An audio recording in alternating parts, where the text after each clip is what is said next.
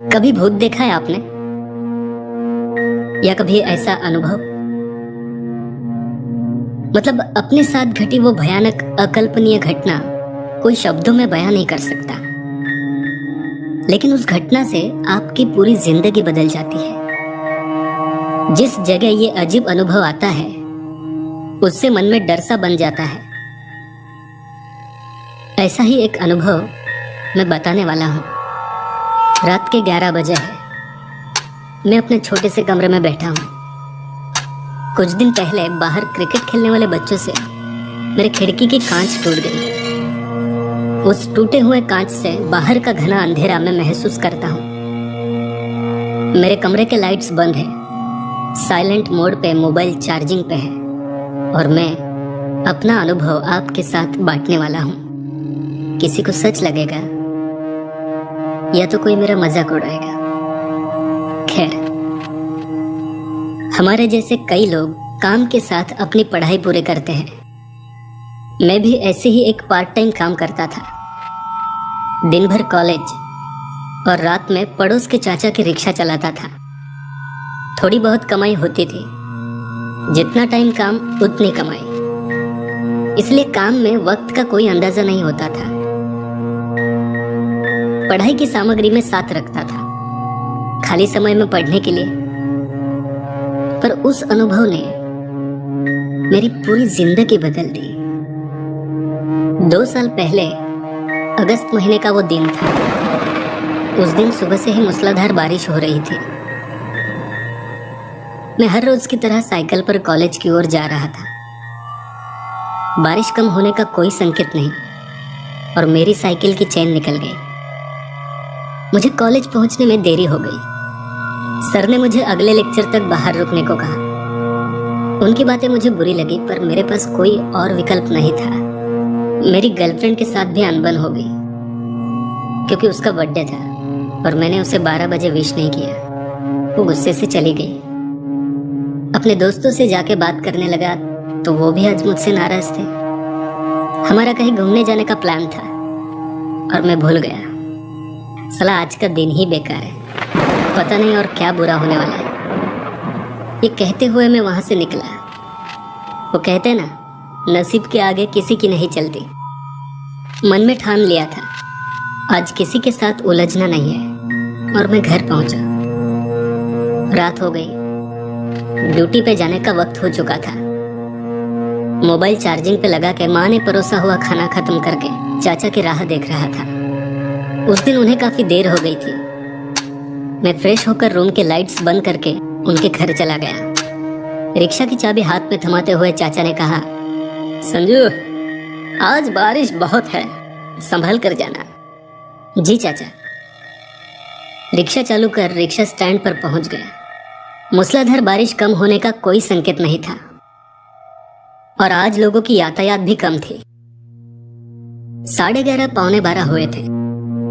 अभी तक एक भी भाड़ा नहीं मिला था।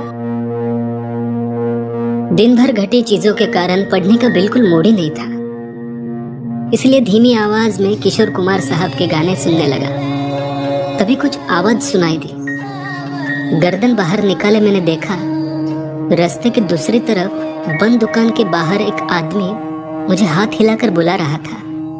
रिक्शा चालू करके मैं उसके पास चला गया। 55 के आसपास की उम्र होगी उसकी। सफेद शर्ट और हाथ में छाता था। जैसे ही मैं उसके पास पहुंचा तो वो तुरंत रिक्शा में बैठ गए और कहा, MIDC फाटा। मैं उनके बताए हुए जगह पहुंचने के लिए रिक्शा चलाने लगा। मैंने आईने की बूंदे पहुंचते हुए कहा, आज दिन भर बारिश ने परेशान करके रखा है। लगता है आज पंचगंगा को बाढ़ आके रहेगी। मैंने मन में कहा, कितना बोरिंग आदमी है। और किशोर कुमार साहब के गानों की आवाज बढ़ाकर रिक्शा चलाने लगा।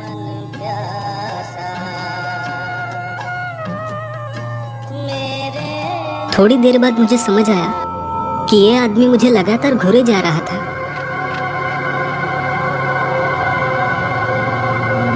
मैंने भी आईने में स्माइल दी, पर उनके चेहरे पर कोई भाव नहीं थे। वो बस मुझे घूर रहे थे।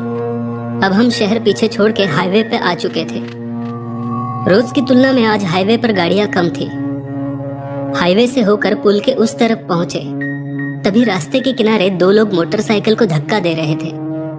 उसमें से एक आदमी ने हाथ किया। मैंने पैसेंजर से स्माइल करते हुए कहा, शायद उनकी मोटरसाइकिल बंद पड़ गई है इसलिए धक्का दे रहे हैं। इतनी रात को इतनी तूफानी बारिश में गाड़ी को धक्का देना अच्छी बात नहीं। मेरे ये कहने पर उन्होंने कोई प्रतिक्रिया नहीं दी। वो बस मुझे घूरे जा रहे थे जैसे कि इंसान कभी देखा नहीं हो। मैं हाथ करने वाले की ओर रिक्शा लेकर चला गया। पास जाकर देखा तो मेरे ही दो दोस्त निकले। मैंने गर्दन को रिक्शा से बाहर निकलते हुए पूछा, अरे विनोद क्या हुआ? विनोद मुझे देखकर खुश हो गया और कहने लगा, भगवान का लाख लाख शुक्र है यार, तू आज मिल गया। 9 से 12 का शो देख कर आ रहे थे, पेट्रोल ही खत्म हो गया। मैंने कहा, हमेशा का है ये तुम्हारा। अच्छा रुको, मैं तुम्हें थोड़ा पेट्रोल देता हूँ। अरे तेरा फोन कहाँ है? तेरी गर्लफ्रेंड का फोन आया था, वो मुझे पूछ रही थी उसका बर्थडे है, तूने कॉल नहीं किया उसे?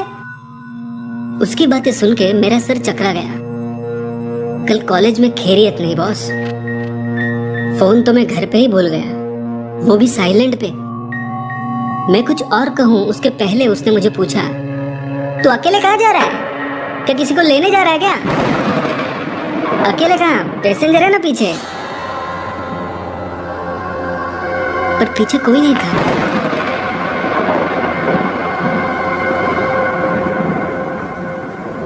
मैं रिक्शा से बाहर आजू बाजू में देखा, वो पैसेंजर कहीं नहीं था। मैंने कहा, भाग गया लगता है। अभी अभी मैंने उसे कहा था हम लोग उनकी मदद करते हैं। विनोद हड़बड़ा गया और कहा, अरे तेरी रिक्शा को काफी दूर से देख रहा था, मुझे तो कोई नीचे उतरते हुए नहीं दिखा। मुझे बहुत गुस्सा आया था। इतने वक्त से उस आदमी से बात कर रहा था, अचानक कहाँ चला गया?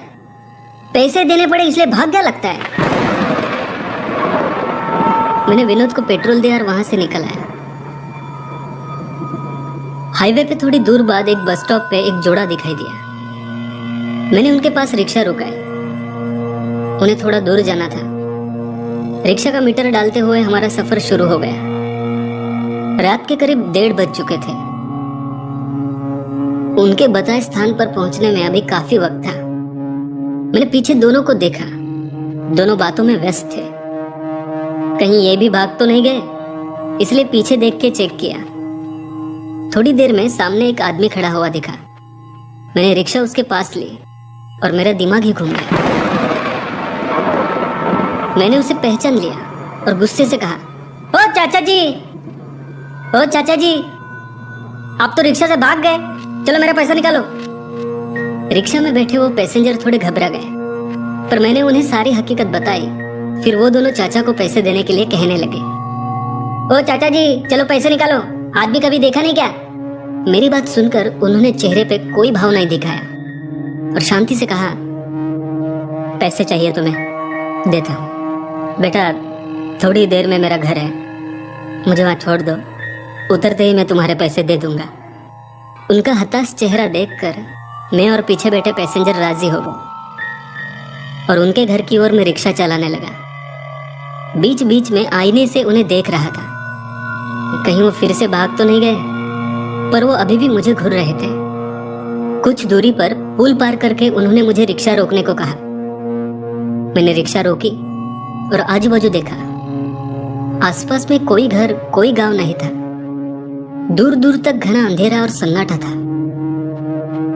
मैंने कहा, चाचा पूरे पैसे नहीं है तो कोई बात नहीं, आप बैठो, मैं आपको गांव तक छोड़ता हूं।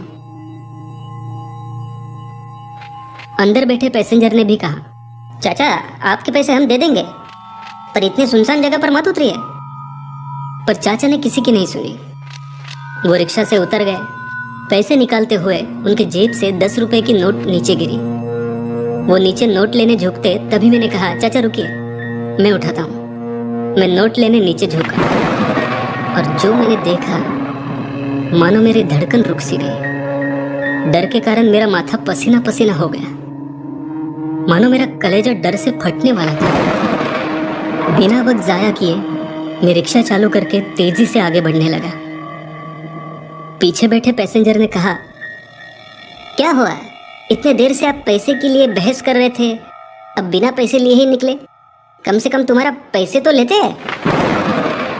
आईने में देखते हुए उनसे कहा, कोई पीछे मुड़ के मत देखना, बस यहाँ से निकल जाए फिर आपको सब बताता हूँ। पैसेंजर ने कहा, क्या हुआ, आप क्यों इतना डरे हो? कुछ नहीं, कुछ नहीं। अपना डर छुपाते हुए उनसे कहा। दोनों को मेरा ये बर्ताव अजीब लग रहा था। मैंने उनसे पूछा, क्या इस रास्ते पे हाल ही में कोई एक्सीडेंट हुआ है?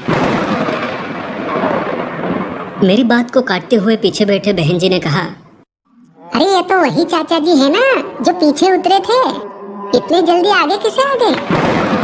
रिक्शा के कांच से देखा तो वो दिल दहलाने वाला दृश्य था। डर के मारे हाथ पांव कांपने लगे थे, धड़कनें बढ़ी हुई थी।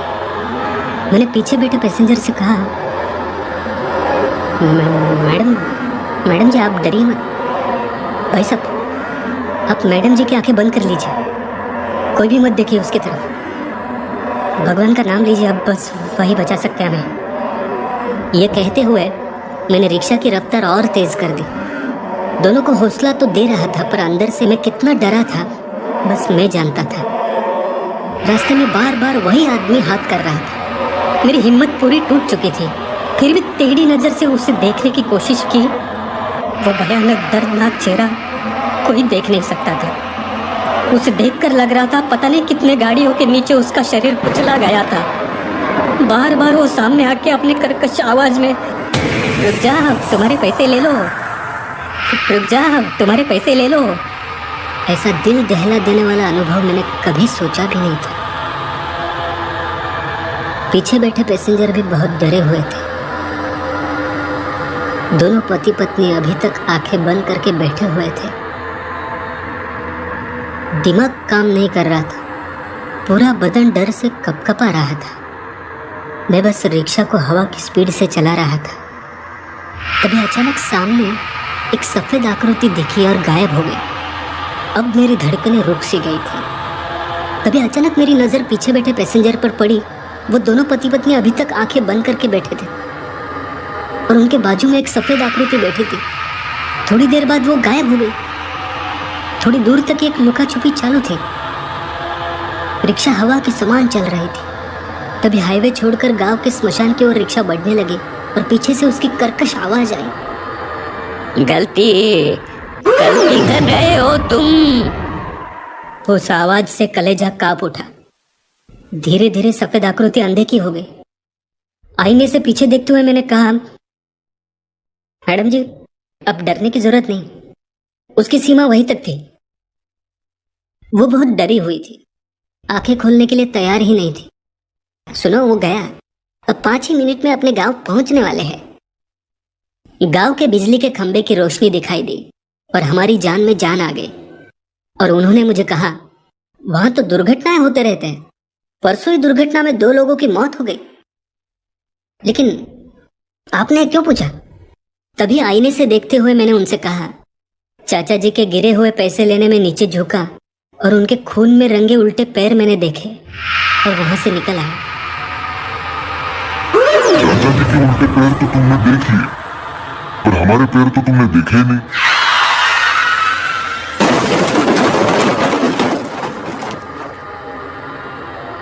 तभी मेरी नजर गांव में लगे एक डिजिटल बोर्ड पे आके रुकी। डिजिटल बोर्ड पे उसी पति पत्नी के फोटो लगाए थे जो मेरे रिक्शा में बैठे थे और नीचे लिखा था, हमारे परम मित्र और उनकी पत्नी का दुर्दैवी निधन, भावपूर्ण श्रद्धांजलि। और मैं बेहोश हो गया। होश में आया तो मैं अस्पताल में था। डॉक्टर मेरे पास में ही किसी का ऑपरेशन कर रहे थे। ऑपरेशन, चिरफाड़, ये सब मुझसे देखा नहीं जाता, इसलिए तुरंत मैं वहां से बाहर आ गया। सामने ही मेरा परिवार और दोस्त थे। मैं उनसे कुछ बात करता, तभी 2 वार्ड बॉय एक जख्मी निष्प्राण लड़की को अंदर ले गए। शायद उनके साथ कोई दुर्घटना हुई थी। उसका पूरा शरीर जख्मी था, बहुत बुरी हालत थी उसकी। तभी उसी तरह दिखने वाली जख्म से भरी हुई लड़की सामने से आती हुई दिखी। वो मुझे गुस्से से घूर रही थी। मैंने उसे पहचान लिया था। उसकी जुड़वा बहन या शायद रिश्तेदार को अभी वार्ड बॉय अंदर लेके गए थे। वो मुझे गुस्से आंखों से देखते हुए अंदर गई और तभी मेरी नजर उस कमरे के बाहर लिखे बोर्ड पर गई। बोर्ड पढ़कर मेरा दिमाग सुन्न सा हो गया। सब कुछ मेरे समझ के परे था। दौड़ते हुए मैं कमरे के अंदर गया और जो सामने देखा मानो मेरे होश ही उड़ गए। सिर चकराने लगा। अभी वहां ऑपरेशन नहीं बल्कि पोस्टमार्टम चल रहा था, वो भी मेरे ही शरीर का।